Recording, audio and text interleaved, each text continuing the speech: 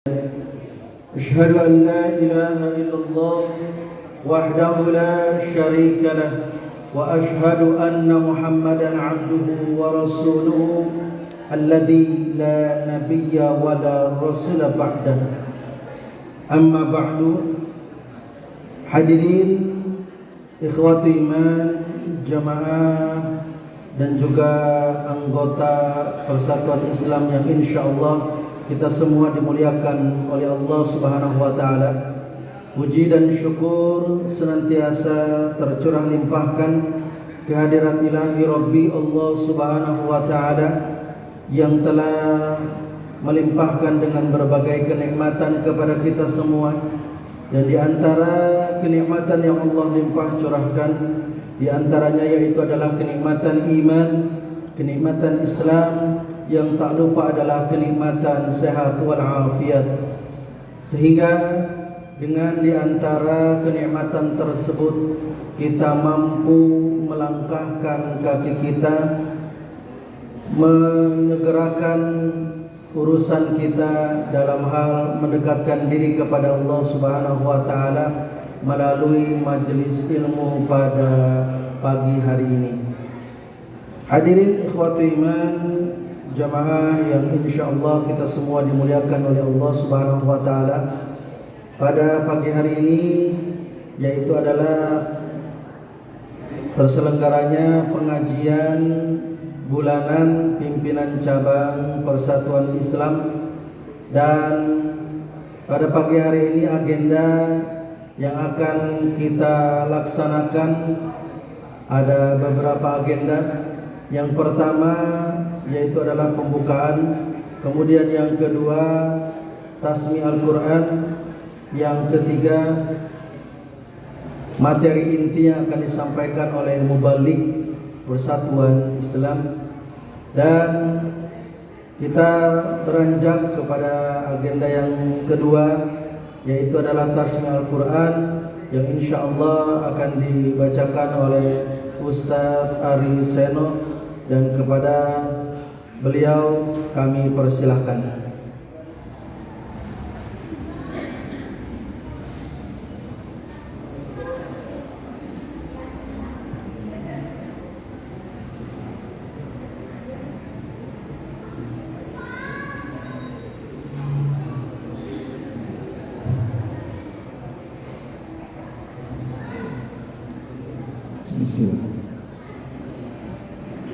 أعوذ بالله من الشيطان الرجيم. يا أيها الذين آمنوا اتقوا الله حق تقاته. يا أيها الذين آمنوا اتقوا الله حق تقاته ولا تموتن إلا وأنتم مسلمون. واعتصموا بحبل الله جميعا ولا تفرقوا. واذكروا نعمة الله عليكم إذ كنتم أعداء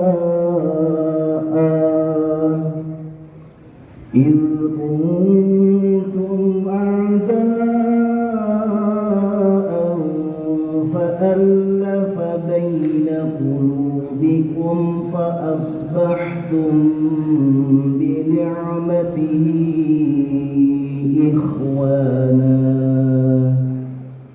وكنتم على شفا حفرة من النار فأنقذكم منها. كذلك يبين الله لكم آياته لعلكم تهتدون. ولتكن منكم أمة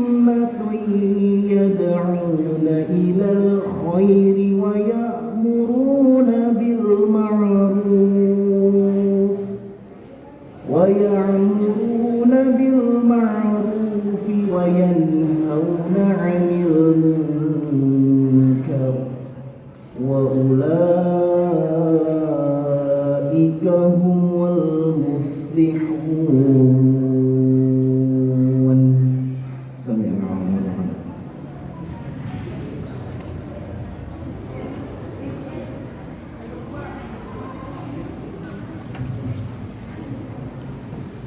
Terima kasih kepada Ustaz Ariseno.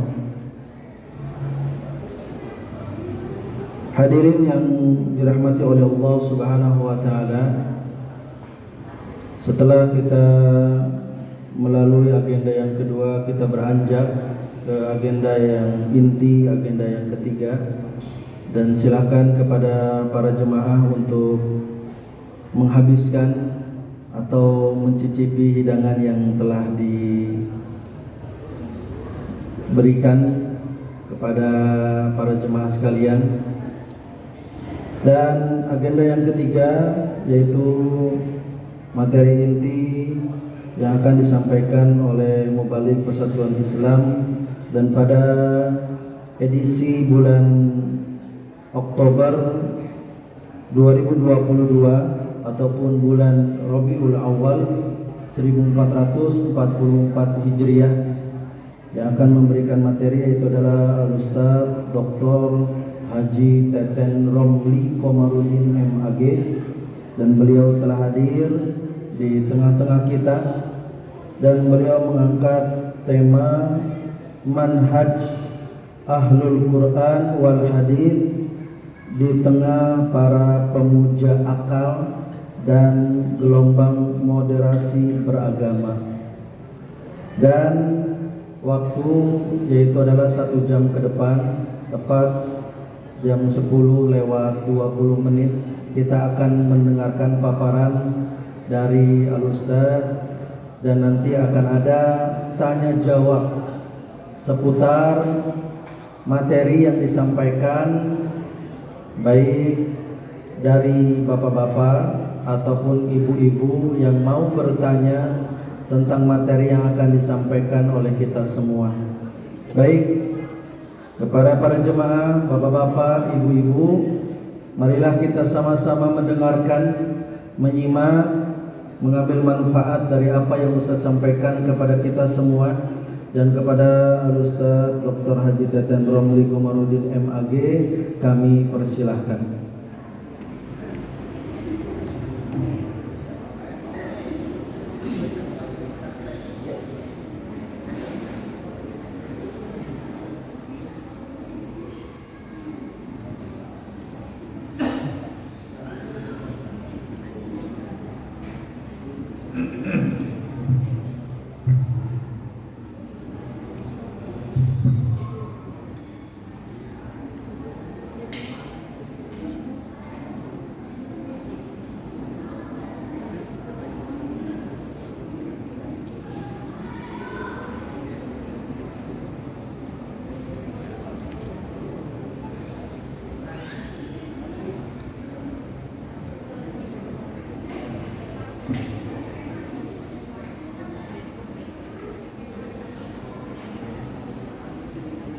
Alhamdulillah, nahmaduhu wa nasta'inuhu wa nastaghfiruh wa na'udzu billahi min syururi anfusina wa min sayyiati a'malina, may yahdihillahu fa huwal muhtadi wa may yudlil falan tajida lahu waliyyan mursyida.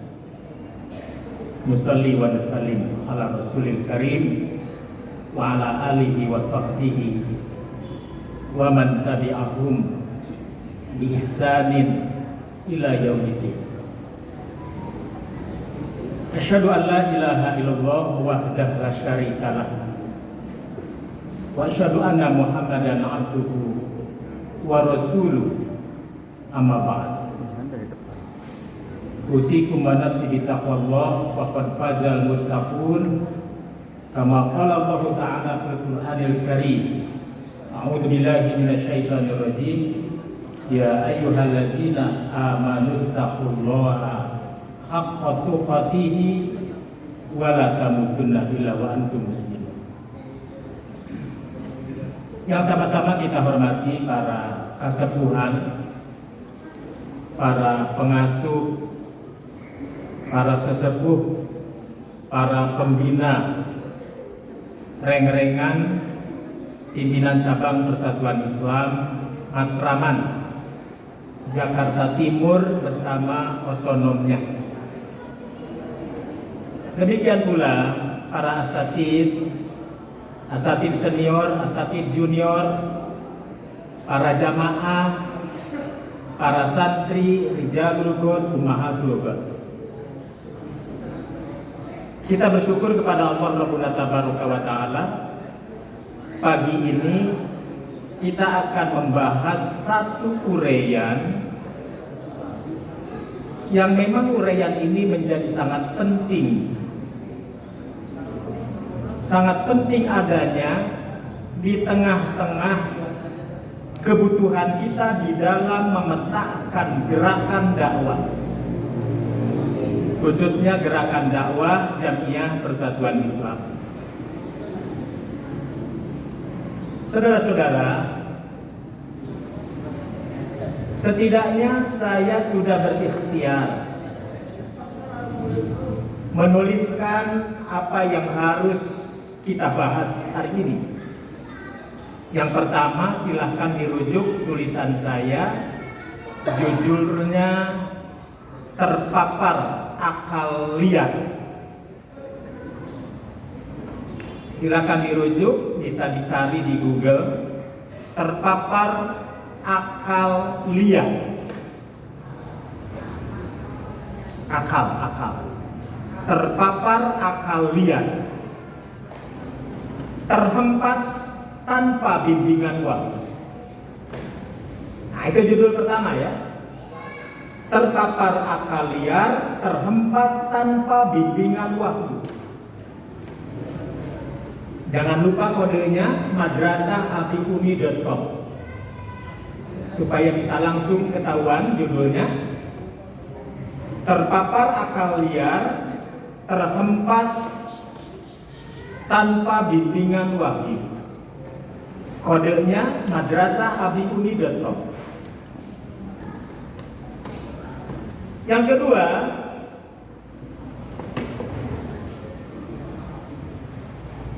makalah yang kedua adalah petaka tafsir agama di tengah euforia moderasi beragama. Petaka tafsir agama di tengah euforia moderasi beragama. Mudah-mudahan dua makalah ini bisa mengantarkan diskusi kita. Saya tidak akan fokus pada makalah, tapi saya mencoba untuk bicara bebas, tapi tetap mengacu kepada dua makalah ini, agar dialog kita lebih santai, lebih kekeluargaan, dan lebih enjoy ya. Terpapar akal liar. Apa arti akal? Ada yang bisa mendefinisikan ma huwal aqlu? Apa arti akal? Akal ada di mana? Di kepala apa di perut? Di dada? Akal ada di mana? Di kepala. Hati ada di mana? Di dada. Ketika orang dikatakan, apakah kamu tidak punya akal? Jari kita nunjuk ke akal atau ke dada? Ke kepala. Ketika ada perasaan luka, sedih ada di mana? Di dada. Kalau sakit hati ada di mana? Di dada. Di sini apa di sana? Oh, di sini. Baik. Jadi akal itu apa? Perdebatan kaum akademisi, perdebatan para ulama dari zaman ke zaman tentang akal terus bergulir. Sejak zaman Plato, Aristo, tokoh-tokoh filsafat, Thales, sampai kepada para filosof muslim. Walaupun para ulama Ahlus Sunnah wal Jamaah berdebat tentang posisi filosof muslim. Sebenarnya filosof muslim itu ada apa tidak? Begitu. Ada perdebatan. Apakah filsafat bagian dari agama atau bukan? Para ulama bersilang pendapat sangat tajam. Antara Imam Ibnu Taimiyah dengan Imam An-Nawawi beda. Antara Imam Ibnu Taimiyah, Imam Ibnu Qayyim dengan pandangan para ulama ahlul hadis berbeda. Ya. Ini harus kita dudukkan karena masih banyak orang yang suka membentur-benturkan antara akal dan wahyu. Akal dicipta oleh Allah, wahyu juga diturunkan oleh Allah.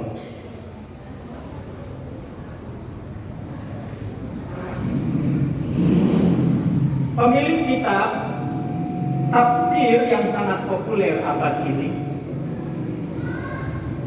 pemilik kitab tafsir populer abad ini,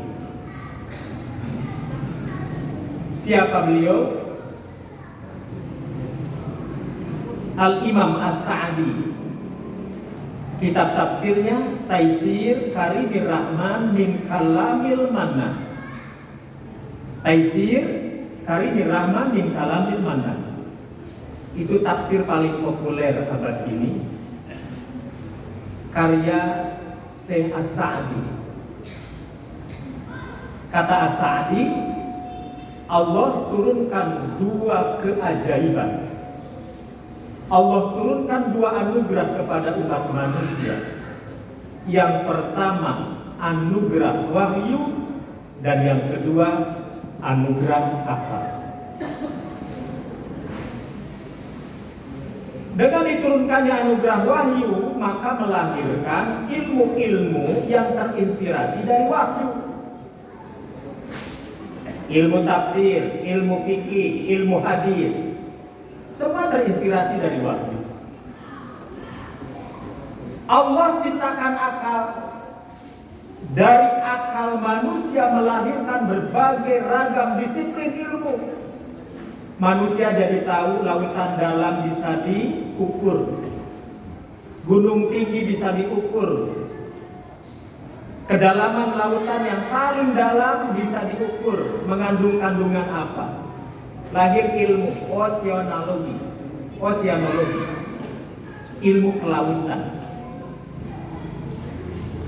Makhluk Allah yang bergantungan di ruang angkasa pun tak luput dari penelitian manusia.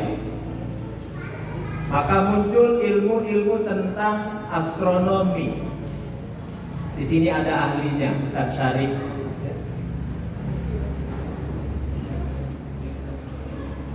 Bahkan binatang-binatang yang melata sekalipun, kupu-kupu indah yang berterbangan, itu diteliti oleh para ahli ilmu. Maka ada disiplin ilmu tersendiri, zoologi, biologi, dan lain sebagainya. Apakah biologi, zoologi, dan ilmu-ilmu dunia lainnya bukan dari Allah? Dua-duanya sama-sama dari Allah. Maka ilmu yang terlahir dari akal pikiran manusia disebut ulumud dunya. Ilmu yang terlahir dari wahyu disebut ulumuddin atau ulumus syar'iyyah. Baik ilmu dunia ataupun ilmu syar'i, dua-duanya menopang manusia, modal dasar manusia untuk hidup di muka bumi. Maka seorang ulama Kuwait namanya Hasan Firhat, Dr. Hasan Firhat. Beliau mengatakan khilafah memiliki makna dua. Ada khilafah kauniyah, ada khilafah syar'iyah. Manusia oleh Allah diciptakan untuk hidup di muka bumi, tugasnya yang pertama memakmurkan bumi. Maka dia sudah menunaikan apa yang disebut khilafah kauniyah. Tapi di samping itu ada kewajiban pokok manusia, bagaimana manusia berhubungan dengan sang penciptanya. Maka manusia mendapatkan tugas sebagai khilafah juga, namanya khilafah syar'iyah. Baik ilmu yang bersifat khilafah syar'iyah atau khilafah kauniyah, itu yang seringkali kita sebut ilmu dunia dan ilmu akhirat.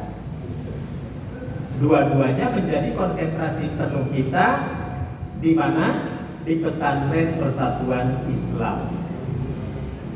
Oleh karena itu Allah yarham Dr. Muhammad Natsir yang pertama kali merumuskan manajemen pelajaran, mata ajar, dan cara mengajar sekaligus yang beliau wujudkan dalam bentuk pendis pendidikan Islam, yang mengangkat pribadi beliau disebut-sebut sebagai tokoh pendidikan Islam integral.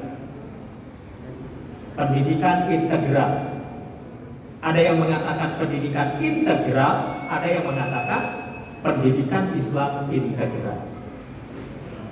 Kenapa disebut integral?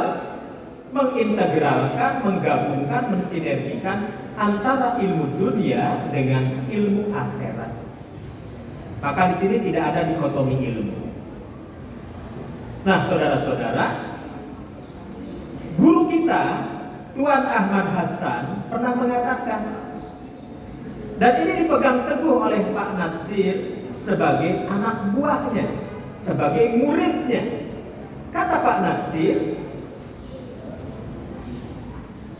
ketika wahyu tidak memberikan jawaban secara terinci, maka manusia kembali kepada akal. Maka dalam hal ini tidak ada alasan bagi manusia untuk membenturkan antara kekuatan wahyu dengan kekuatan akal. Oleh karena itu, Imam Ibnu Qayyim Al-Jauziyah, murid kesayangan Imam Ibnu Taimiyah, menulis kitab Ighathatul Lahfan min Masyaib as-Syaitan. Di dalam kitab Ighathatul Lahfan min Masyaib as-Syaitan dijelaskan tentang makna akal. Apa itu akal? Kata Imam Ibnu Qayyim, sumiyal aqlu li'annahu iqal kama yuqalul hisanu alal asjar. Nah, ini makna akal. Sumiyal aqlu li'annahu iqal, dikatakan akal. Kenapa orang menyebutnya akal, iqal? Li'annahu yuqal, karena fungsi akal adalah mengikat. Jadi fungsi akal itu mengikat. Kama yuqalul hisanu alal asjar, seperti kuda ditambatkan pada pohon. Maka kuda tidak jadi liar, kuda tidak jadi kesana kemari, karena kuda diikat pada pohon. Jadi kata Imam Ibnu Qayyim, manusia diberikan akal oleh Allah Rabbuna Tabaraka wa Ta'ala, hakikatnya untuk mengawal kebenaran. Nah, jadi keliru kalau akal dibenturkan dengan wahyu, karena wahyu sumber kebenaran, akal selamat sumber kebenaran. Jadi tidak perlu dibenturkan. Ya. Oleh karena itu, saudara-saudara, wahyu dicipta oleh Allah Rabbuna Tabaraka wa Ta'ala, diturunkan oleh Allah Subhanahu wa Ta'ala. Demikian pula akal dicipta oleh Allah Subhanahu wa Ta'ala. Maka Imam Ibnu Taimiyah ketika membantah kaum filosof, Imam Ibnu Taimiyah membantah kaum filosof, beliau menulis kitab Muwafaqatu Shahihil Manqul li Sharihil Maqul. muwafaqatu sahihil maqul li sarihil maqul. Akal yang selamat tidak mungkin bertentangan dengan wahyu Allah Rabbuna Tabaraka wa Ta'ala. Ketika seseorang beriman terhadap perkara gaib, tapi selama manusia belum bisa membuktikan ada apa di alam gaib, tidak berarti kegaiban itu tidak ada. Mengapa banyak orang sekarang meragukan akhirat? Mengapa orang meragukan alam kubur? Mengapa orang meragukan surga neraka? Karena memang mereka terlalu aklaniyah, terlalu mendewa-dewakan akal. Dulu Buya Hamka pernah ngajar. Buya Hamka pernah ngajar. Mahasiswanya protes sama Buya Hamka. Kata mahasiswanya, Buya, ajaran Islam banyak yang tidak masuk akal. Begitu Bu. Kata mahasiswanya sama Buya Hamka, Buya, ajaran Islam banyak yang tidak masuk akal. Lalu Buya bertanya, ajaran Islam yang mana yang tidak masuk akal?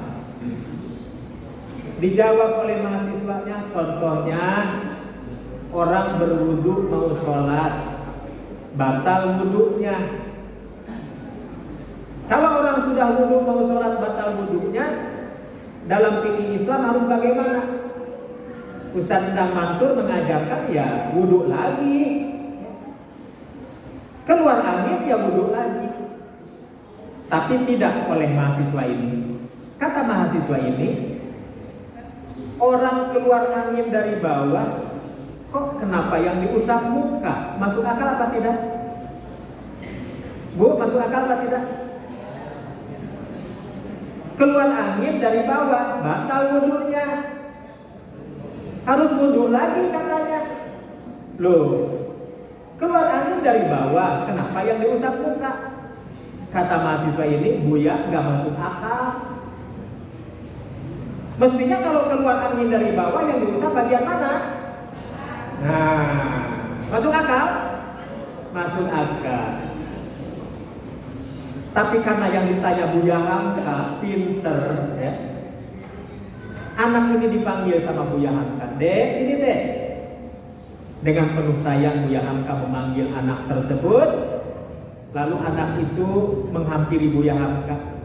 Setelah ada di depan Buya Hamka, oleh Buya Hamka anak ini diinjak jari jempol kakinya sampai teriak kesakitan, au.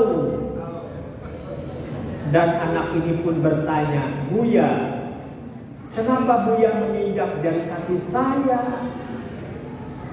Buya tersenyum. Kata Buya, yang kuinjak itu jari kaki kau, bukan mulut kau. Bisa dipahami? Ada yang masih loading? Bisa dipahami? Iya. Yang kuinjak jari kakimu, kenapa yang berteriak mulutmu? Baru Buya menjelaskan, Dek, tidak semua ajaran agama ini harus dipaksa masuk akal. Maka muncul istilah makulul makna goir makulil makna. Dalam bahasa ulama-ulama Persatuan Islam, makulul makna goir makulil makna. Ada ajaran agama yang memang masuk akal. Tapi ada juga ajaran agama yang tidak perlu dipaksa masuk akal. Ya. Apakah alam kubur itu ada? Bu, alam kubur ada? Yakin? Dari mana ibu bisa tahu alam kubur yang ada? Yakin? Emang pernah ke alam kubur? Tidak pernah. Kita hanya bisa percaya karena kita iman. Kalau tidak iman, kita tidak percaya. Bahasa filsafat mengatakan sesuatu dikatakan ada bila mana wujudnya ada. Bila wujud tidak ada, maka sesuatu itu tidak ada. Apakah Tuhan itu ada? Tidak ada. Kenapa? Karena wujud Tuhan tidak ada. Karena Tuhan tidak ada wujudnya, berarti Tuhan tidak ada. Tuh, ini dipakai oleh orang-orang ateis, dipakai oleh orang-orang komunis. Sesuatu yang kita percaya wajib wujud. Oleh karena itu Profesor Dr. Muhammad Rashidi. Siapa Muhammad Rashidi? Ayo, siapa yang kenal Muhammad Rashidi? Siapa Menteri Agama kita? Siapa Menteri Agama kita? Bukan Pak Yakul. Menteri Agama pertama maksud saya. Siapa? Profesor Dr. Muhammad Rashidi. Sekarang Menteri Agamanya Pak Yakul. Menteri Agama pertama Republik ini Profesor Dr. Muhammad Rashidi. Pak Rashidi dipanggil oleh Pangdam Jaya, Angkatan Bersenjata Republik Indonesia, untuk menyampaikan orasi ilmiahnya, ceramah agama di depan para jenderal pasca terbunuhnya 7 jenderal revolusi di Lubang Buaya. Angkatan Bersenjata Republik ini menganggap perlu, merasa perlu para pengawal negara ini mendapatkan pencerahan. Maka Profesor Dr. Muhammad Rashidi hadir menyampaikan orasi ilmiahnya, ceramah agamanya. Ceramah agama yang disampaikan oleh Pak Rashidi bertolak pada 2 ayat Allah yang ada pada surat Al-Jathiyah, surat keberapa? Surat ke-45, ayat 23, ayat 24. Pak Rashidi mengupas itu. A'udzubillahi minasyaitonirrajim. Afara'aita man ittakhadha ilahahu hawa wa adallahu Allahu ala ilmin wa khatama ala sam'ihi wa qalbi wa ja'ala ala basarihi gishawa faman yahdihi min ba'dillah afala tadhakkarun. Kalau ada salah kalimat mohon dimaafkan dan diluruskan. Rasulullah Shallallahu Alaihi Wasallam pernah ditanya oleh Allah, tapi pertanyaan yang tidak perlu dijawab, pertanyaan retoris. Afaro'aita, bagaimana pendapatmu wahai Muhammad? Manittakhadha ilahahu hawahu, tentang orang yang menjadikan hawa nafsu sebagai Tuhannya. Wa adallahu Allahu ala ilmin, kalau orang sudah memilih kesesatan maka Allah biarkan dia terlunta-lunta dalam kesesatan itu. Ala ilmin, sepengetahuan Allah. Wa khatama ala sam'ihi, Allah tutup pendengarannya. Wa qalbihi, Allah tutup hatinya. Wa ja'ala ala basarihi ghishawah, Allah pun tutup pula penglihatannya dengan sebenar-benarnya tutupan. Jadi kalau Allah sudah mencuekin seseorang, Allah sudah membiarkan terlunta-lunta seseorang dalam kesesatan, maka Allah bertanya, "Famay yahdihi min ba'dillah?" Adakah orang yang mampu memberikan hidayah kepada orang seperti itu? Oleh karena itu saya tanya, apakah kesesatan dari manusia atau dari Allah?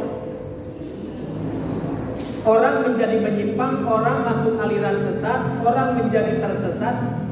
Apakah dia karena pilihannya sendiri atau ditunjukin oleh Allah?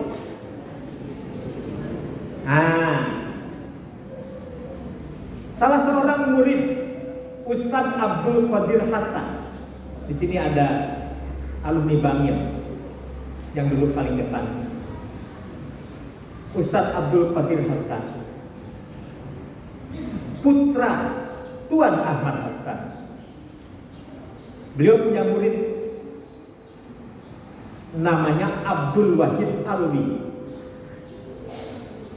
Ustadz Abdul Wahid Alwi dipercaya oleh Pak Natsir menjadi duta Indonesia untuk kawasan Timur Tengah.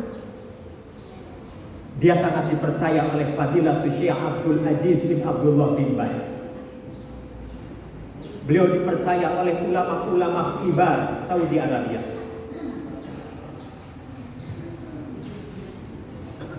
Beliau pernah mengkritik saya karena saya masih menerjemahkan may yahdihillah fala mudhillalah wa may yudlil fala hadiyalah, dengan terjemahan yang menurut beliau salah. Apa terjemahannya? May yahdillah, barang siapa yang diberikan petunjuk oleh Allah, fala mudhillalah, maka tidak ada seorang pun yang bisa menunjukkan kepada kesesatan. Wa may yudlilhu fala hadiyalah, barang siapa yang disesatkan Allah. Nah, ini Ustaz Endang mengartikannya gimana? Wa may yudlilhu fala hadiyalah. Semua kita rata-rata menerjemahkan barang siapa yang disesatkan Allah, fala hadiyalah, maka tidak ada seorang pun yang mampu memberikan petunjuk kepadanya. Kata beliau, salah terjemahannya. Kalau begitu menuduh Allah tukang nyesat-nyesatin. Menuduh Allah kalau kesesatan itu datang dari Allah. Bukankah kesesatan datang dari setan? Bukan dari Allah. Jadi terjemahan yang baiknya bagaimana, Ustaz? Kata beliau, wa may yudlilhu fala hadiyalah, barang siapa yang memilih kesesatan, barang siapa yang memilih kesesatan hingga dia benar-benar tersesat, fala hadiyalah, maka tidak ada seorang pun yang mampu memberikan petunjuk kepada orang itu. Setuju? Setuju?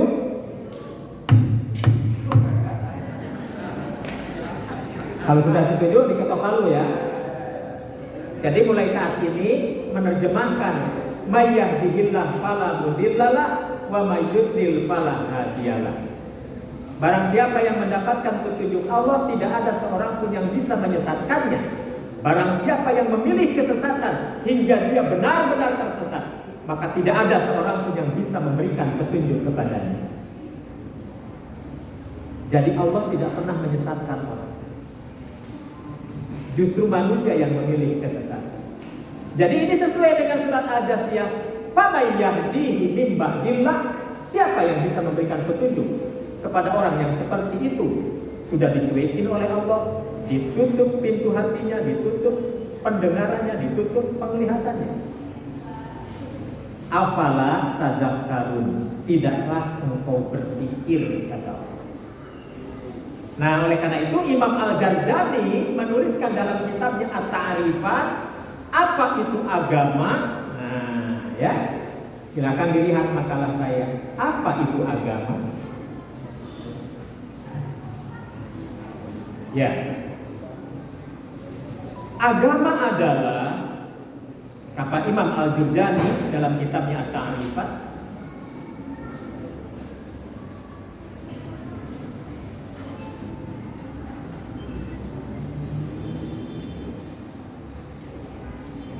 wad'un ilahiyun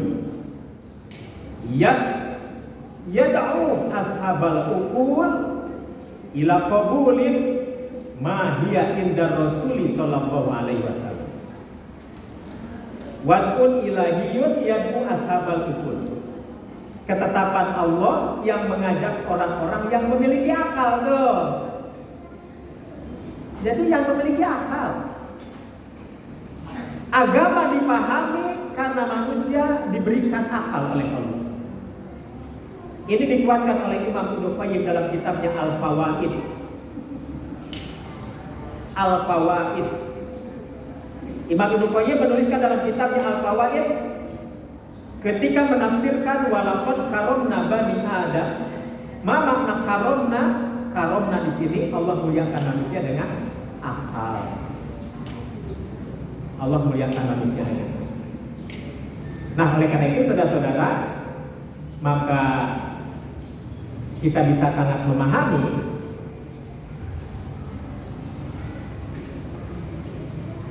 bagaimana cara manusia memahami kebenaran. Diterangkan oleh para ulama dalam kesimpulan yang menurut saya sangat ringkas sekali. Kebenaran ditentukan oleh 3 perkara. Pertama, wahyu. Kedua, akal yang selamat. Dan yang ketiga, fitrah. Manusia bisa tahu tentang kebenaran dari wahyu. Benar menurut Quran berarti benar, benar menurut sunnah berarti benar. Salah menurut Quran berarti salah, salah menurut sunnah berarti salah. Kebenaran berdasarkan wahyu. Satu. Yang kedua, kebenaran berdasarkan akal yang selamat. Kenapa ada istilah akal selamat? Berarti ada akal yang tidak selamat. Seperti apa akal yang tidak selamat? Nih, para aktivis Jamiah Persatuan Islam wajib membaca buku karya mentor hebat murid Tuan Hasan Pak Natsir yang judulnya Islam dan Akal Merdeka. Islam dan Akal Merdeka. Acungkan tangan yang pernah membaca buku Islam dan Akal Merdeka. Ada yang pernah baca buku Islam dan Akal Merdeka? Para ustadz ada yang sudah membaca Islam dan Akal Merdeka?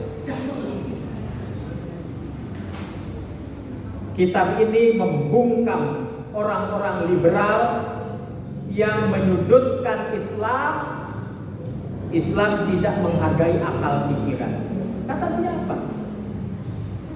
Islam menjunjung tinggi akal pikiran. Tetapi akal pikiran seseorang walaupun merdeka tetap dikawal oleh wahyu. Maka dalam bukunya Kapita Selecta,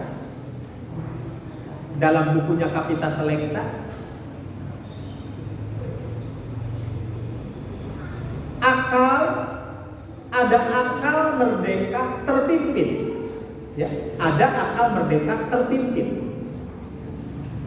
Ada akal merdeka tersesat. Dan ada akal merdeka yang liar.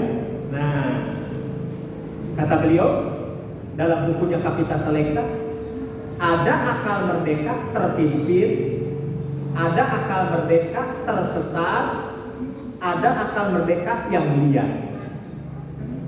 Kita ini Pak sebenarnya sama-sama punya akal. Dan Allah anugerahkan akal kepada kita, sama-sama merdeka. Maka ada istilah manusia adalah makhluk berakal. Manusia adalah hewan, namun hewan yang punya akal. Manusia itu adalah hewan, tapi hewan yang punya akal. Maka disebut homo rasionalis. Manusia itu adalah hewan yang sama-sama punya nafsu. Yang sama-sama punya nafsu. Maka manusia disebut homo animal.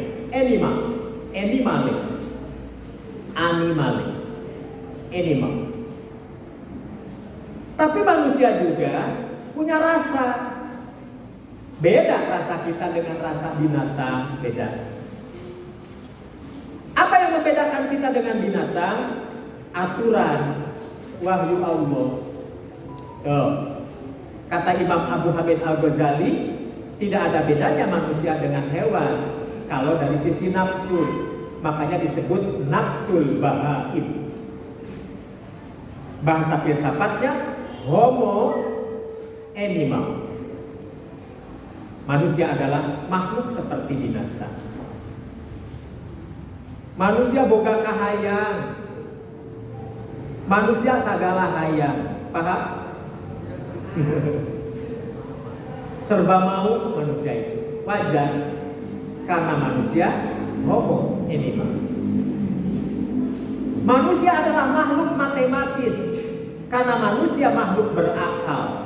Setiap orang berakal pasti dia punya pikiran yang matematis. Makanya kita ini senang menawar. Kenapa senang menawar? Fitrah nawar itu. Ibu-ibu bangun tidur, ba'da sholat subuh, zikir, tilawah, buka pintu keluar. Di depan pintu rumah sudah ada engkong, dagang pisang, dagang daun-daunan, sayur-sayuran, sayur tangkil, sayur paya, daun apalagi singkong, kangkung, bayam. Ibu juga sudah tahu harganya berapa. Kong ini berapa? Satu ikat 5.000 neng, kata si engkong. Pasti ibu akan mengatakan 5.002 ya kong. Itu fitrah. Karena manusia diberikan akal, setiap yang diberikan akal maka dia matematis.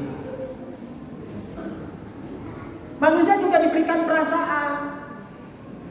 Maka jangan main-main dengan perasaan. Ya, kita lagi makan, kucing datang menghampiri kita, kucing datang menghampiri kita. Kita lagi enak makan, kucing kita halau dia supaya menjauh dari kita. Kita jiwir, kita jewer, kita jauhkan dia. Sakit hati kan dia? Tidak. Kucuk datang lagi. Lagi enak-enaknya makan. Dikasih sama kita buntutnya, buntut ikan, dimakan sama dia. Kita lempar lagi dia, datang lagi. Yang ketiga dikasih kepalanya, datang lagi. Bukan tangan lagi yang bergerak, kaki ibu yang bergerak. Nah, maneh tes ya teh, meni bedegong teh. Nah, maka kucing pun ditendang. Dia sakit hati, tidak, datang lagi. Nah, beda dengan manusia. Manusia dibedakan dengan hewan. Homo somatika. Manusia diberikan perasaan yang teramat dalam. Hari ini berkonflik, lebaran yang akan datang belum tentu sirna. Lebaran kedua masih malu-malu. Lebaran ketiga baru bisa salaman dengan damai. Hati-hati dengan perasaan. Karena manusia homo somatika. Kata Imam Ibnu Taimiyah, manusia sebagai makhluk perasaan dan manusia sebagai makhluk yang punya nafsu. Bahasa Imam Ibnu Taimiyah menyebutnya itu disebut fitrah goriza. Itu insting. Tapi ada yang diberikan oleh Allah untuk manusia tidak diberikan kepada hewan. Fitrah mukhallaq, fitrah yang bersifat ubudiyah. Namanya fitrah munazzal. Jadi kata Imam Ibnu Taimiyah, fitrah itu ada dua. Ada fitrah mukhallaqah, ada fitrah munazzal. Kalau fitrah mukhallaqah sama dengan hewan. Punya nafsu, punya perasaan, tapi manusia lebih tinggi perasaannya. Tapi fitrah munazzalah, Allah turunkan wahyu, Allah turunkan aturan, Allah turunkan berbagai macam ajaran untuk umat manusia, tidak berlaku bagi hewan. Nah, itu bedanya. Oleh karena itu, seorang peneliti dari Jerman namanya Goethe Institute. Di Jerman ada sebuah lembaga riset ilmiah terkenal namanya Goethe Institute. Di Goethe Institute ada penelitian kenapa Islam mengajarkan orang yang dicerai kalau dia ingin menikah kembali, maka para wanita itu harus menunggu masa iddah. Masa iddah bagi kaum wanita yang dicerai adalah berapa? 3 kali, 3 bulan 3 kali bersih. 3 bulan 3 kali bersih, 3 kali bersih. Walaupun 1 kali bersih itu rata-rata 1 bulan, maka 3 kali bersih orang menggenapkan jadi 3 bulan. Ya, tapi hukum asalnya salah satu huruf 3 kali bersih. Lalu Allah bedakan dengan iddahnya wanita yang ditinggal wafat. Berapa iddahnya? 4 bulan 10 hari. Kenapa dibedakan antara yang dicerai dengan yang ditinggal wafat? Kita tidak pernah mengecek secara ilmiah, secara tuntas, karena kita cukup beriman kepada aturan Allah. Tak mungkin Allah membuat aturan yang memadorotkan manusia. Tapi lain dengan peneliti Jerman ini, ya. Dia heran kenapa dalam Islam itu berlaku fikih iddah. Maka dia teliti, dia kumpulkan ratusan wanita, bayangkan, termasuk istrinya mengisi angket yang diteliti. Dia ingin tahu apakah anak pertama mereka dari pasangan-pasangan mereka hari ini yang dinikahinya, benarkah mereka itu anak pertamanya anak mereka? Disebarkan angket. Namanya Robert Gullem. Robert Gullem menyebarkan angket, ditulis ratusan wanita, ibu-ibu rumah tangga yang punya pasangan menulis dengan jujur mengatakan bahwa anak pertama mereka ternyata survei membuktikan rata-rata bukan anaknya sendiri. Wajar? Ini bicaranya di Jerman ini, bukan di Matraman, di Jerman. Ternyata anak pertama mereka bukan anaknya. Yang lebih mengagetkan lagi, istrinya yang ikut mengisi angket suaminya juga menyatakan ternyata anak pertama mereka berdua bukan anaknya juga. Tapi demi kepentingan ilmiah, maklum orang barat sudah kebal yang gitu-gituan. Akhirnya dia bertanya, kenapa anak mereka itu kok yang pertama bukan anak pasangannya? Karena mereka ketika menikahi istri-istrinya tidak pakai iddah. Paham, Bu? Tidak pakai iddah. Baru dia berpikir yang mengajarkan iddah adalah fikih Islam. Maka dia berkesimpulan tidak ada wanita paling bersih di dunia kecuali wanita-wanita Islam. Mulai dia condong, terus dia mengkaji. Mula-mula dia meneliti tentang haid. Dari meneliti tentang haid, meneliti tentang iddah. Kesimpulannya begitu. Kenapa ketika para suami membuahi istri-istrinya dalam keadaan istri belum jatuh masa iddah, kok bisa melahirkan anak yang bukan turunannya? Maka Gullem mengatakan 3 kali iddah merupakan batas yang ditentukan oleh agama, sudah memenuhi persyaratan ilmiah. Pastikan rahim ibu-ibu bersih. Untuk membuktikan rahim ibu-ibu bersih dari peradaban sebelumnya, maka dibuktikan dengan keluarnya darah haid. Darah haid yang pertama masih juga belum bersih. Darah haid yang kedua masih juga belum bersih. Darah haid yang ketiga baru wanita rahimnya dikatakan bersih dari sisa-sisa peradaban sebelumnya. Maka dibolehkan dia menikah. Tapi kenapa dibedakan dengan wanita yang ditinggal wafat? Kenapa harus 4 bulan 10 hari? Coba dibedakan. Kalau 3 kali haid digenapkan menjadi 3 bulan, berarti kenapa harus ditambah 1 bulan? Silakan Ustadz Amin Bunyamin dijawab.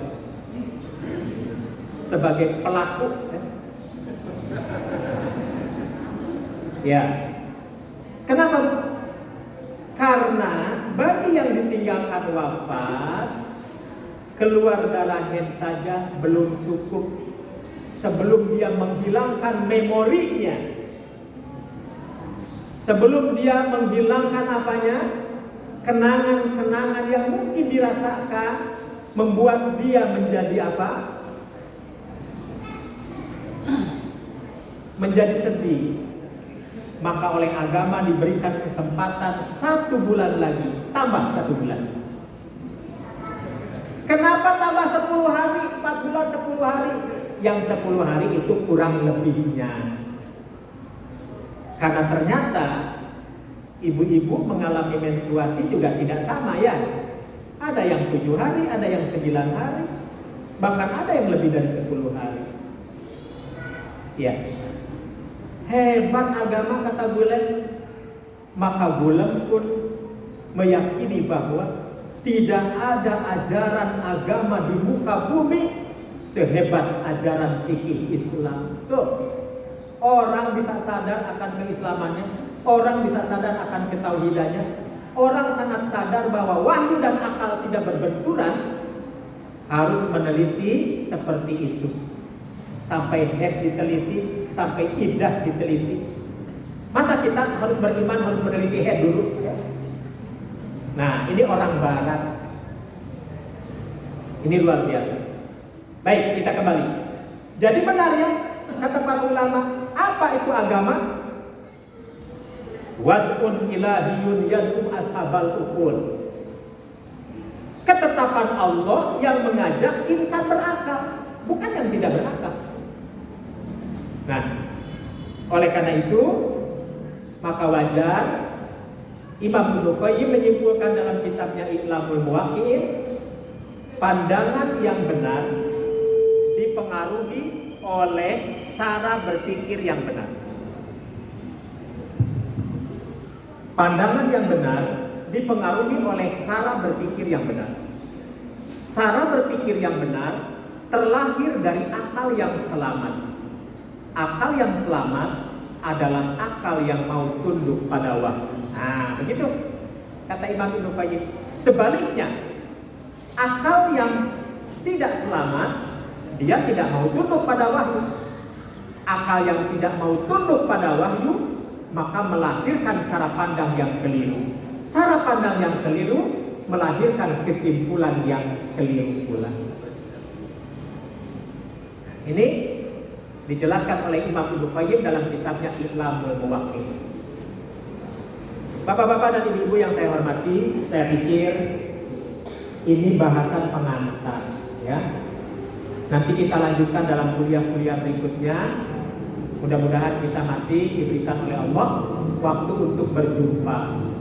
Saya hanya ingin menekankan bahwa akal dan wahyu tidak bertentangan dalam Islam. Ketika ada pertentangan atau dirasakan bertentangan antara akal dan wahyu, itu artinya akal manusia belum bisa memposisikan dirinya sebagai makhluk yang diberikan oleh Allah secara terbatas. Jadi akal manusia terbatas.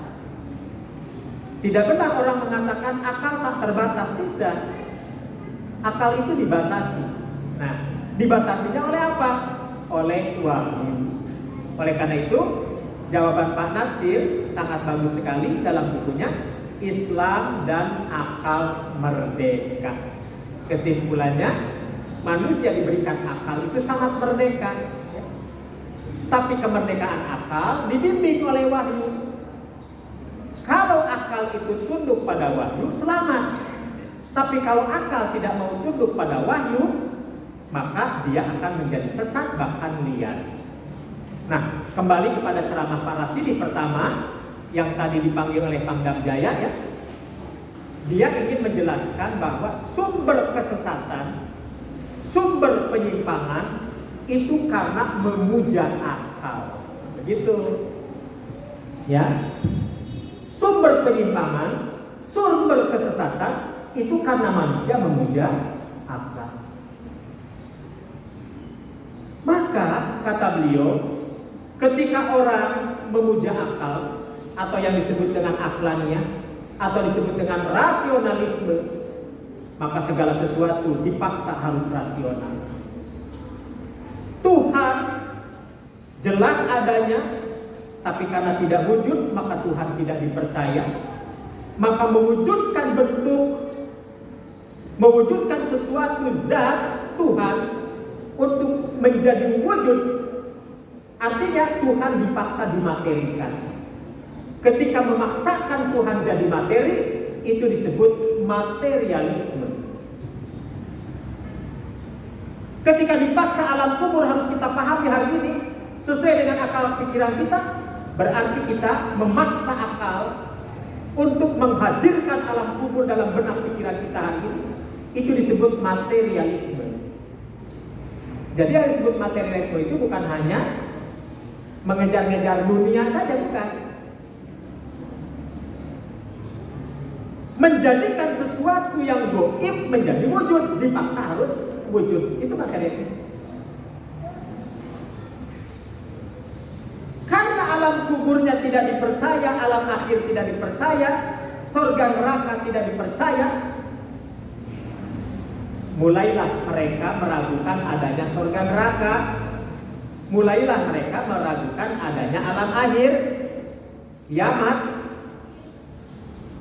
Ketika mereka meragukan alam akhir, alam kiamat, alam surga, alam neraka, adab kubur, siksa kubur, tidak ada, berarti dia sudah memisahkan antara kehidupan dunia dan akhirat. Memisahkan ke dunia dan akhirat itu disebut sekularisme. Ya, tuh. Dari rasionalisme turun menjadi materialisme, dari materialisme turun menjadi sekularisme. Karena pandangannya sudah sekuler, selalu memandang sepihak, dia tidak pernah melibatkan urusan agama, tidak pernah melibatkan urusan akhirat. Maka kata dia, ilmu gak ada hubungan dengan agama. Agama sendiri, ilmu tersendiri. Dunia tidak ada hubungan dengan agama. Agama tersendiri, dunia tersendiri. Politik tidak ada hubungan dengan agama. Politik tersendiri, agama tersendiri. Itu sekuler. Kalau sudah sekuler, ini merupakan pintu awal untuk meragukan Tuhan. Tuhan itu ada apa enggak? Nah, kata Syekh Abdurrahman Jibril, ada dua golongan orang meragukan Tuhan. Golongan pertama, benar-benar yakin bahwa Tuhan tidak ada. Kata kita, meyakini Tuhan tidak ada itu apa? Meyakini Tuhan tidak ada itu apa? Ateis. Meyakini Tuhan tidak ada, nah itu ateis.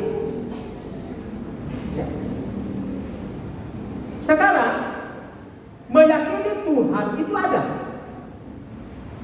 tapi tidak yakin Tuhan punya aturan. Yakin Tuhan itu ada, tapi tidak yakin Tuhan punya aturan. Itu apa namanya? Itu apa namanya?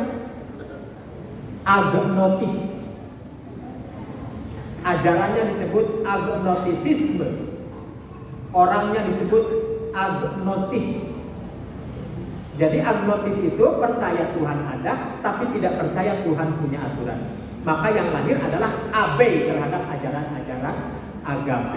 Itu diurai oleh Profesor Rasidi di depan para jenderal, sehingga lahir dua buku yang sangat bagus. Buku pertama judulnya Bahaya Paham Komunisme, judul kedua bukunya Sosialisme. Sudah baca bukunya? Sudah baca bukunya? Sudah dengar? Sudah dengar? Sudah kapan? Barusan. Ya. Terakhir. Sebenarnya ini perizinan saya sampaikan bulan September, tapi nggak apa-apa. September sudah lewat. Sekarang sudah masuk Oktober, tapi Oktober masih pekan pertama, masih ingat kan? Ya. Jadi tahun 1957 ulama-ulama tingkat nasional yang dipelopori oleh ulama-ulama Masumi kumpul di Palembang. Tanggal berapa mereka kumpul? Tanggal 8 sampai tanggal 11 September. Tahun berapa? Tahun 1957.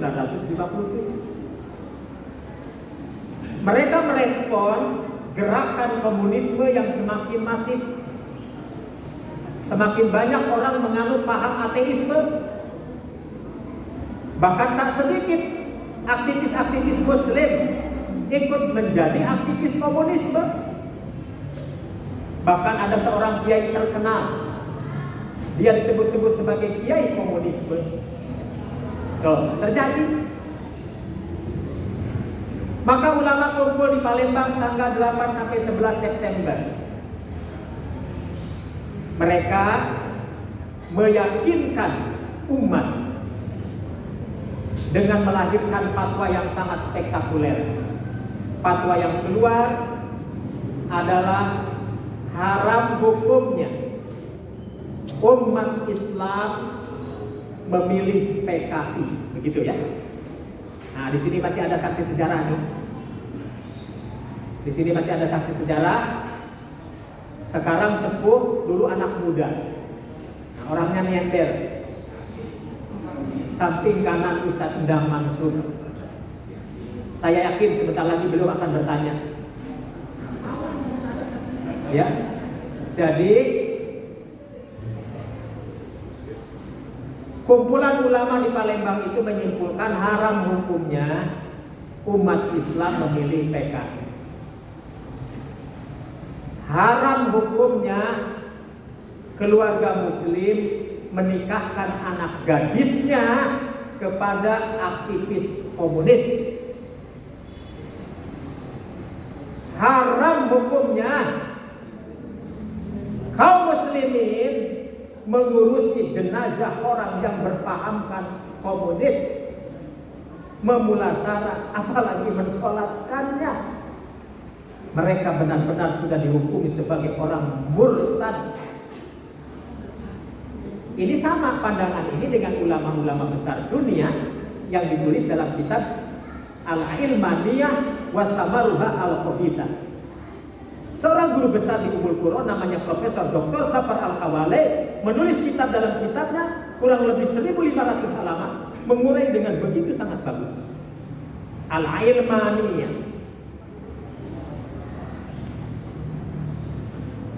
Bahkan Pak Natsir juga menulis kitab. Kitab ini diterjemahkan ke dalam bahasa Arab, lalu dipublik oleh pemerintahan Kuwait, disebarkan ke dunia Islam. Judul kitabnya Ikhtaru Ihda As-Sabilain Diniyah Auladiyah. Pilih oleh kedua jalan. Kau pilih beragama atau tidak beragama sama sekali. Jadi ulama-ulama kita dulu hebat. Maka perkumpulan tanggal 8 sampai 11 September 1957 akhirnya mengokohkan dibentuknya Front Anti Komunis, di mana Front Anti Komunis menjatuhkan pilihan sebagai komandannya, sebagai ketuanya adalah salah satu petinggi Persatuan Islam di zamannya, Kiai Haji Muhammad Isa Ansori. Kiai Haji Isa Ansori secara aklamasi didaulat oleh para ulama tingkat nasional tahun itu untuk memimpin front anti komunis. Jadi kita punya sejarah ya. Baik. Nah, jadi pahami aliran-aliran itu, baik yang mengatasnamakan aliran keagamaan, aliran pemikiran dan ideologi, dengan sudut pandang kitabullah dan sunnah Nabi Sallallahu Alaihi Wasallam. Maka manhaj ahlul Quran wal hadis dalam menghadapi kelompok pemuja akal, dan hari ini terjadi euforia yang sangat hebat atas nama moderasi beragama, tapi ujung-ujungnya adalah liberal-liberal juga, itu hanya kembali kepada 3 saja. Yang pertama, menilainya pertama dengan cara pendekatan wahyu, Quran, hadis. Yang kedua, akal yang selamat. Nah, akal selamat tadi sudah diuraikan. Dan yang ketiga, fitrah. Karena pada hakikatnya dunia hari ini di tengah-tengah kekeringan spiritual di negara-negara barat, justru sebaliknya, orang sedang berbondong-bondong menemukan kembali ketauhidan sekarang ini. Ya. Kalau di Jerman sana, di Eropa sana orang sedang berbondong-bondong menemukan ketauhidan, justru di negeri yang kita cintai yang menjunjung tinggi sila ketuhanan yang Maha Esa, dulu rame-rame menghidupkan paham yang seperti tadi itu. Jelas ini bertentangan, berarti ini PR bagi Jamiah Persatuan Islam. Saya merasa bertanggung jawab, saya merasa terpanggil, walaupun mungkin agak sedikit ada kesulitan di dalam memahamkan kepada para jamaah, tapi mau tidak mau, senang tidak senang, bahwa pembahasan-pembahasan seperti ini harus disampaikan. Setuju? Setuju? Iya, setuju ya. Baik, itulah kuliah pertama kita sebagai pengantar bahwa rujuk kembali kepada kitabullah dan sunnah Nabi ternyata mengalami perkembangan yang sangat luar biasa dengan segala tantangannya. Ini terakhir saja ya. Kemarin saya dipanggil oleh Majelis Ulama Indonesia Pusat, MUI Pusat, Komisi Pengkajian dan Penelitian.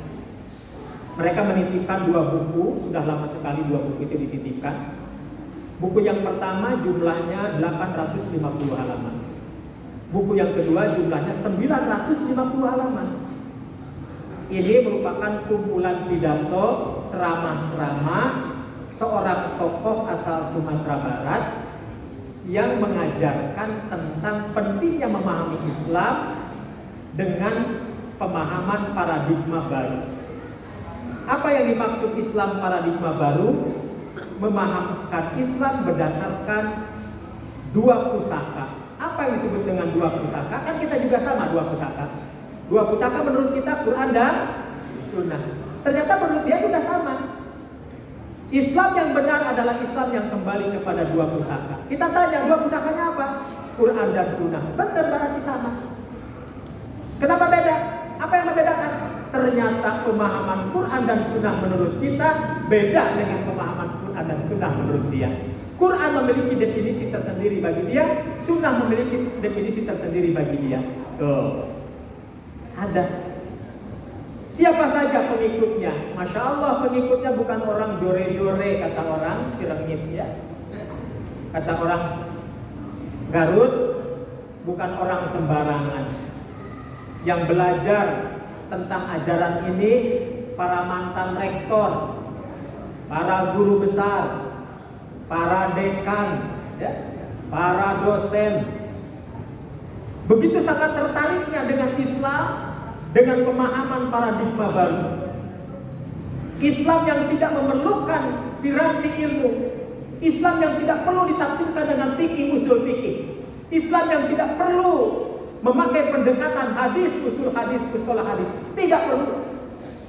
Tafsir, usul tafsir tidak perlu. Terus, kalau ilmu-ilmu usul itu tidak perlu, pakai ilmu apa? Dijawab oleh mereka, pakai ilmu asal usul. Quran punya asal usul, Muhammad punya asal usul. Ya. Baitullah punya asal usul, Ka'bah punya asal usul. Itulah Islam yang kata mereka murni, di mana kita seolah-olah tidak dijajah oleh pemahaman ulama tafsir, tidak dijajah oleh para pemahaman ulama hadis. Wah, ini keliru. Niatnya benar tapi malah jadi membuat Islam menjadi semakin acak-acakan ya. Nah, ini yang terjadi. Alhamdulillah saya sangat akrab, sangat familiar dengan yang seperti itu. Mungkin sudah ditakdirkan oleh Allah untuk berhadapan, untuk mencoba mendalami kembali apa yang seharusnya kita luruskan, mana yang seharusnya kita kokohkan gitu ya. Masih banyak PR di hadapan kita terkait masalah-masalah akidah yang masih terus menantang kita untuk terus memahami. Saya pikir demikian. Aku lupa lihada wa astagfirullah li wa lakum. Wassalamualaikum warahmatullahi wabarakatuh. Silakan kepada para jemaah yang mau bertanya, dibatasi 2 orang penanya, baik dari bapak-bapak ataupun ibu-ibu dengan pertanyaan yang singkat.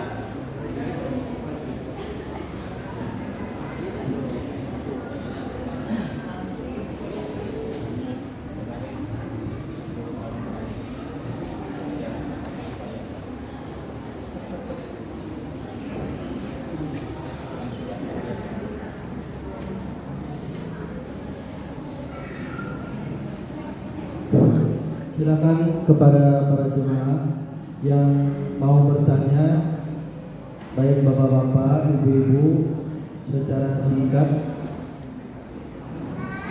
Silakan.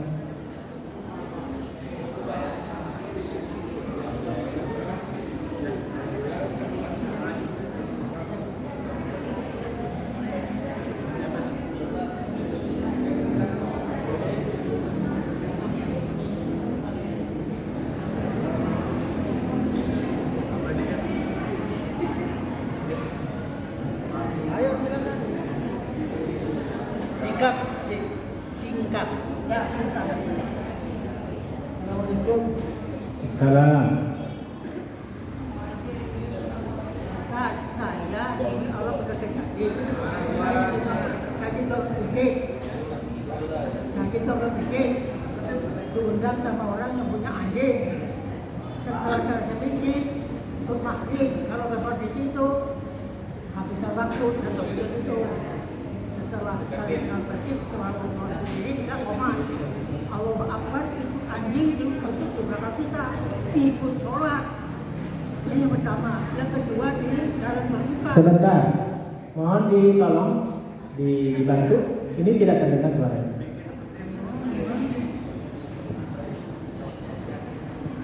Ya, ulangi. Ya, saya ulang ya.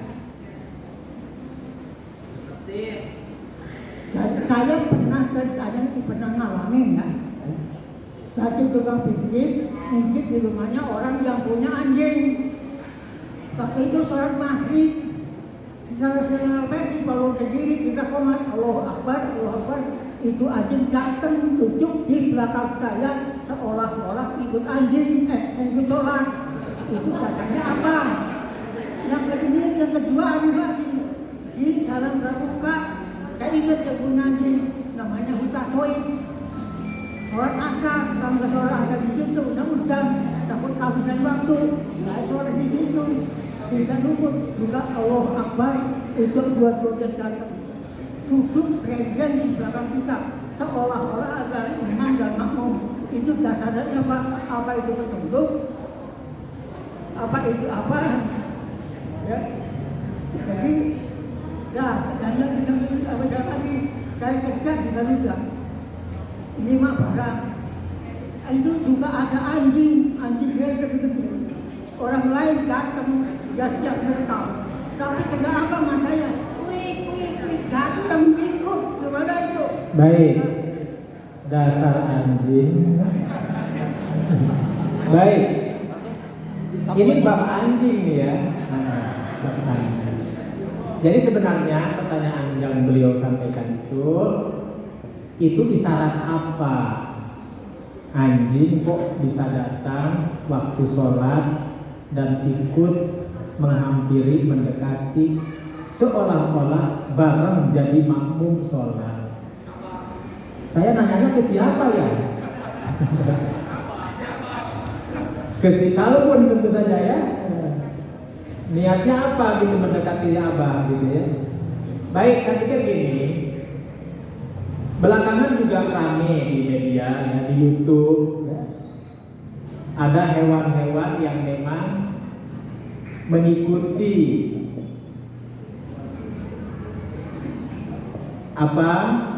suasana keagamaan tertentu. Kalau burung beo sudah wajar ya, burung beo karena bisa dilatih. Burung beo mengucapkan syahadat, burung beo mengucapkan lafaz adzan, biasa ya. Kucing juga biasa, kucing juga kata Nabi, kucing adalah binatang peliharaan yang sangat dekat dengan manusia. Maka Abu Hurairah sangat senang memelihara kucing. Saking sayangnya sama kucing, ketika kucing bobok di gamisnya, daripada membangunkan kucing, dia mengambil gunting dan diguntingnya gamisnya itu. Demi si kucing jangan sampai terganggu tidurnya. Jadi ini pri kehewanan sekali ya. Jadi bukan pri kemanusiaan saja, tapi pri kehewanan.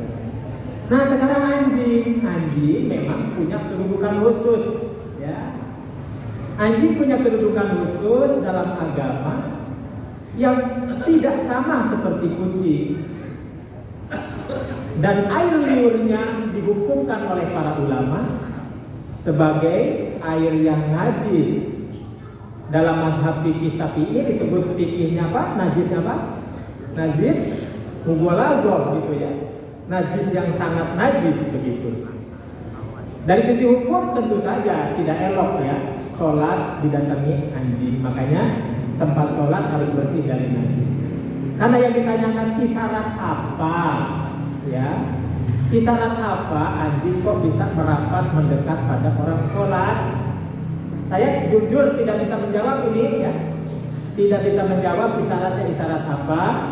Yang jelas setiap makhluk Allah hanya diberikan syahwat, tidak diberikan akal. Jadi kalau syahwat ingin berburu sesuatu yang diinginkan, nah binatang itu ada, sama seperti kita. Ada yang diinginkan, ya kita kejar apa yang diinginkan itu. Nah, tapi berbeda dengan manusia yang diberikan oleh Allah akal gitu ya. Sementara hewan tidak diberikan itu. Nah oleh karena itu saya pikir isyarat apa, saya belum menemukan isyarat-isyarat itu. Kalaupun di zaman Ashabul Kahfi juga ada. Al-Quran bicara tentang anjing yang dibawa oleh Ashabul Kahfi, di mana sekian lama, sekian tahun dibuktikan atas dasar tulang belulang anjing itu menunjukkan bahwa pernah ada anjing yang ikut bersama Ashabul Kahfi di masa itu. Apakah itu juga merupakan binatang yang memang Allah katakan ya tidak ada binatang yang Allah ciptakan itu sia-sia, tidak ada ya. Hatta babi sekalipun diciptakan oleh Allah tidak sia-sia. Anjing diciptakan oleh Allah pun tidak sia-sia. Tapi ada fungsinya gitu ya, ada fungsinya.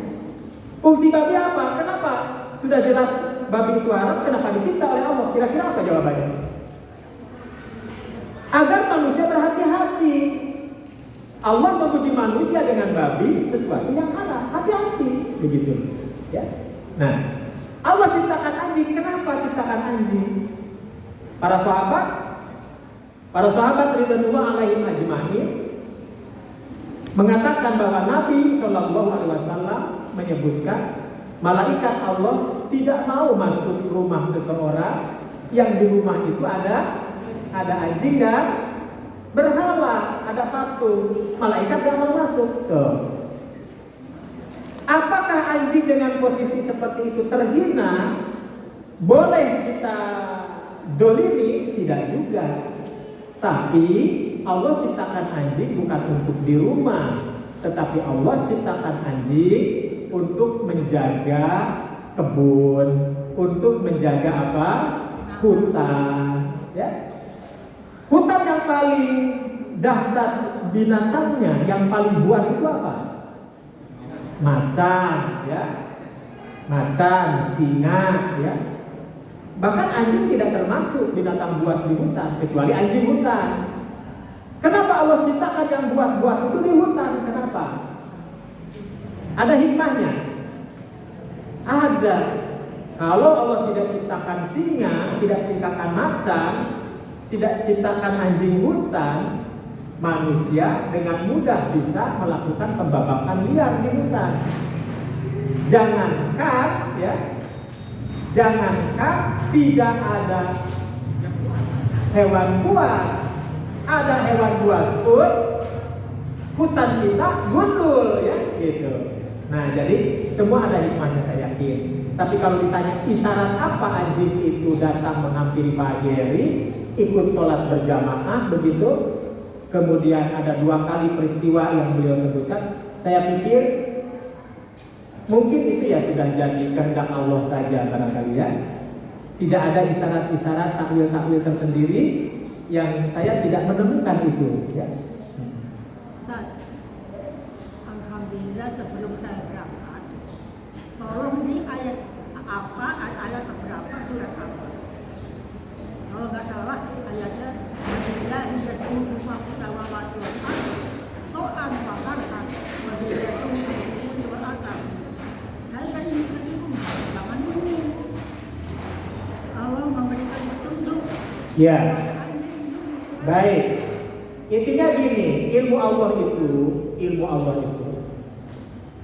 Iqra bismi rabbikal ladzi khalaq, khalaqal insana min 'alaq, Iqra wa rabbukal akram, alladzi 'allama bil qalam, 'allamal insana ma lam ya'lam. Di sebelah sana ada ilmu-ilmu yang belum diketahui oleh manusia, termasuk isyarat-isyarat yang terjadi seperti yang dialami oleh Pak Heri tadi.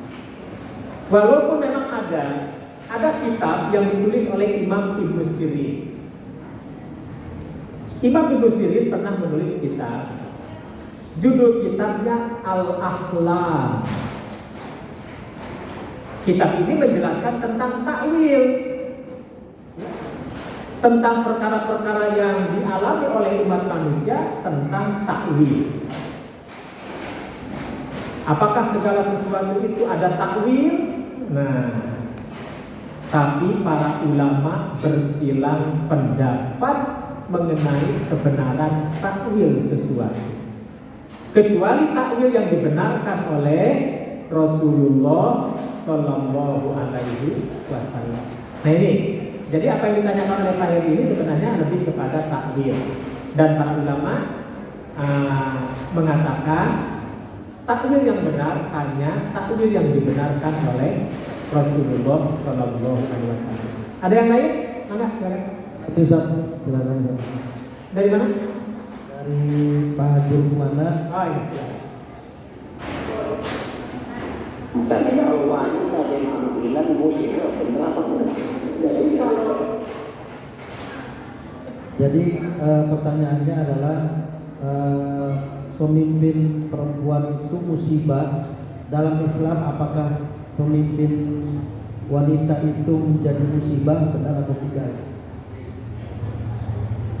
Iya, itu kan berangkat dari ungkapan Rasulullah Sallallahu Alaihi Wasallam, di mana beliau mendengar bahwa di Persia sana orang rame-rame mengusung seorang wanita menjadi pemimpin mereka.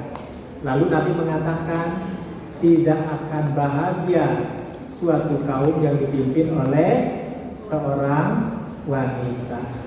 Ini menjadi perdebatan panjang di kalangan para ulama, ya. Yang jelas ulama-ulama kita sepakat, ya. Ulama-ulama kita sepakat tidak ada seorang nabi dan rasul pun yang diangkat oleh Allah di muka bumi dari kalangan perempuan. Jadi perempuan gak usah protes kenapa tidak ada nabi, tidak ada rasul dari kalangan perempuan. Nah, maka tentu ada hikmahnya. Kenapa?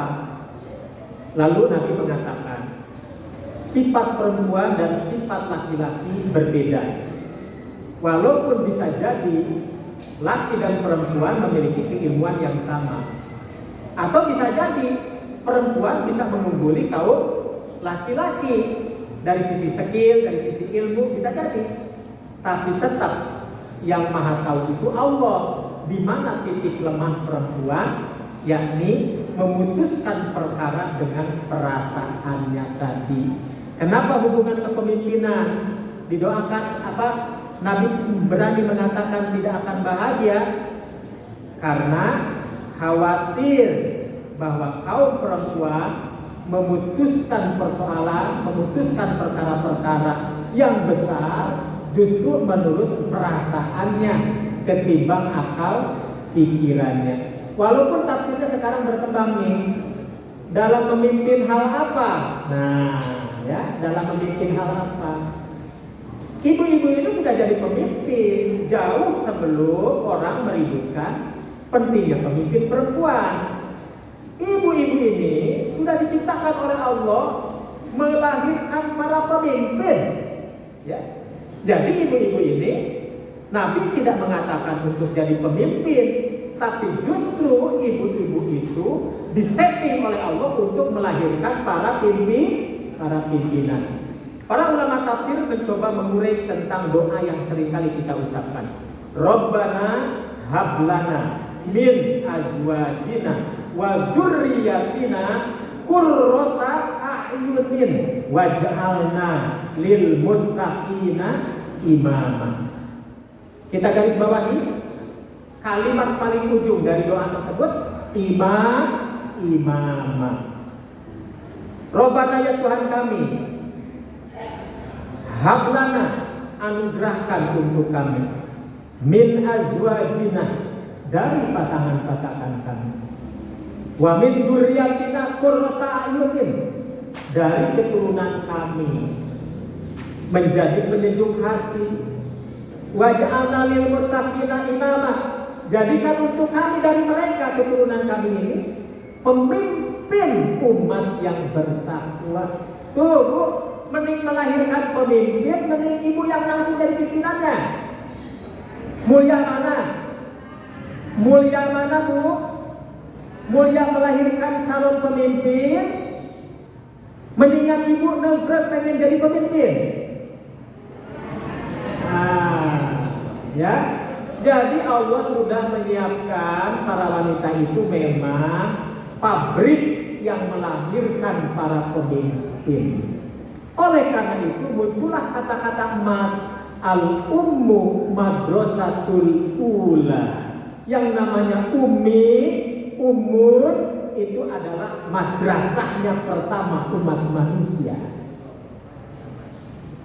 Mari kita lihat bagaimana keajaiban bahasa Al-Quran, bagaimana keajaiban bahasa Arab. Ummun, imamun, amamun, ummatun. Tuh. Ummun artinya ibu, imamun artinya pemimpin. Ada nggak imam yang lahir bukan dari rahim ummun? Ada? Nggak ada ya? Nggak ada. Siapa? Nabi Isa. Kecuali Nabi Isa. Nah, Nabi Isa keluar dari ummun juga. Kumaha? Nabi Isa keluar dari ummun juga. Jadi tidak ada di muka bumi ini pemimpin yang tidak lahir dari rahim ummun. Ya. Sekarang imamun, pemimpin. Biasanya pemimpin itu di belakang apa di depan? Di depan bahasa Arabnya apa? Amamun. Tuh. Imam lahir dari perut ummun, imam adalah amam di depan. Ngapain di depan? Memimpin. Memimpin siapa? Ummatun. Jadi imam lahir dari rahim ummun dan dia bersifat amam, selalu di depan. Karena dia pemimpin. Siapa yang dipimpin? Ummatun. Jadi imam, amam,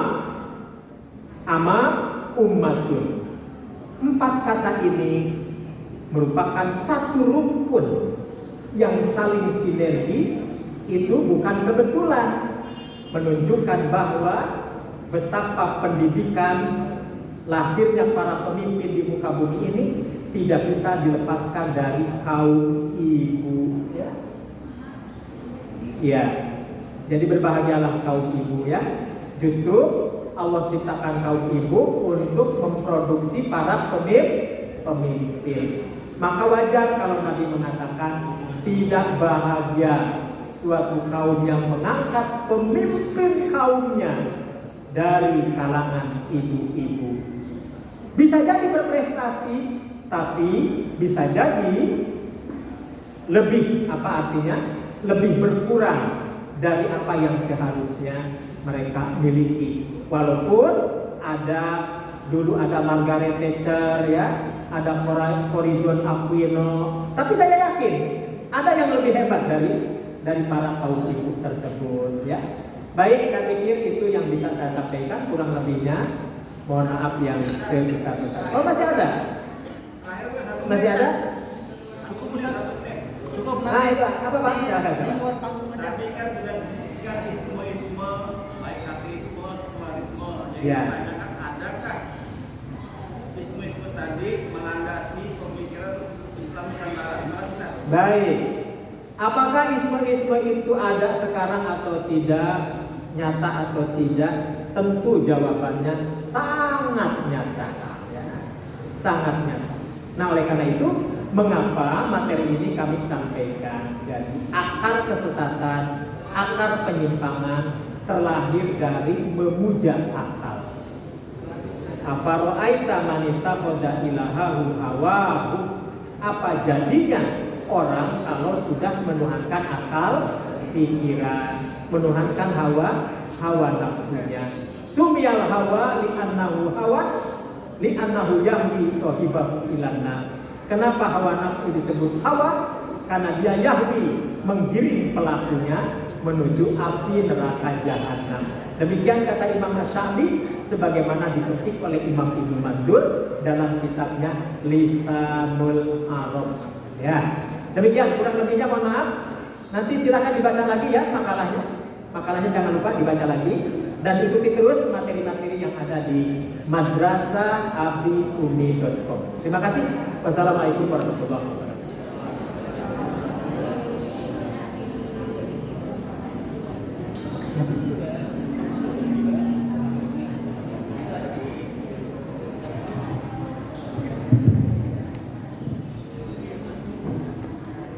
Terima kasih kepada Ustaz Dr. Haji Teten Romli Komarudin MAG yang telah memberikan materi kepada kita semua. Sebelum ditutup, ada beberapa informasi kepada para jemaah dan juga para anggota. Yang pertama, kami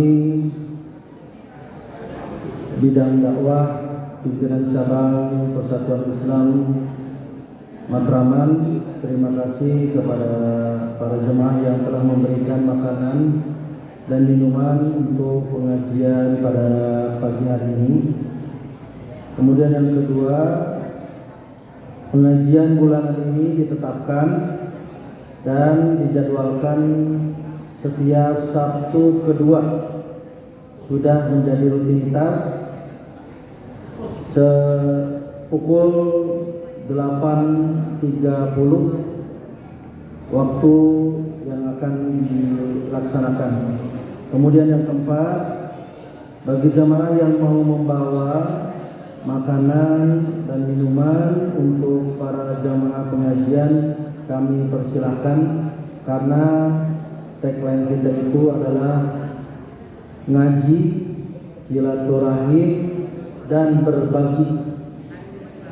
Ya, jadi 3, ngaji, silaturahim, dan berbagi. Kemudian yang keempat, tadi Ustaz menyinggung untuk para anggota, untuk jamaah wajib punya buku. Itu adalah buku karangan Allahyarham Muhammad Nasir, Islam dan Akal Merdeka. Bagi para jemaah yang mau pesan buku ini, silakan menghubungi bidang garapan dakwah pimpinan cabang Versi Matraman, diakomodir, di list siapa aja yang mau pesan, dan kami insya Allah akan mengadakan buku itu. Dan yang terakhir, kepada para anggota pimpinan cabang, anggota Persatuan Islam pimpinan cabang Versi Matraman yang mau membayar iuran anggota, silahkan ke Bapak Reza Ali. Mana Pak Reza Alinya nih? Ya, nanti menghubungi Bapak Reza Ali mulai periode bulan Juli 2022. Jadi sudah 4 bulan